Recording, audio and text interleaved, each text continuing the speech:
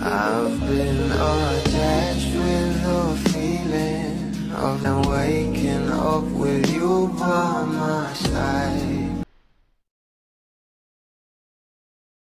Alam naman natin na nalalapit na nga ang ASAP in England at talaga naman ang mga bula ay super excited na nga rito dahil for the rehearsal na nga at sinabi na nga rin ng ating Donnie kung kailan siya lilipad.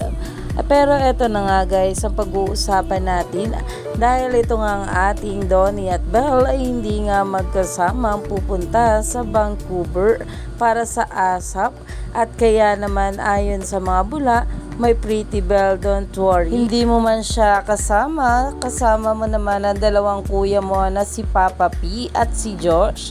Sana manifest ko makapunta sila kahit surprise guest na lang sila ni Donnie at Kyle. #Roha. Dahil alam naman natin na sobrang busy nga rin ang schedule ng ating Donnie at Belle. Kaya naman maraming araw love team ang makakasama sa ASAP Canada. Pero sana ay i-reveal na kasama rin itong ating Donnie Pangilinan dito.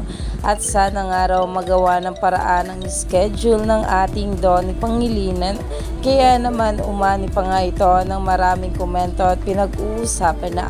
At ayon nga rito, Don Belle kasi sayang ang daming bumili ng ticket dahil yung unang teaser kasama sila. Complete and Don Belle, maraming umaasa sa kanila. Pero kahit ganun nga guys, ay for the suporta pa rin na maraming bula para sa ating couple. Malay natin ay kasama talaga itong ating Donnie dito at magawa ng paraan ng schedule niya. Kaya naman stay tuned lang tayo for more update.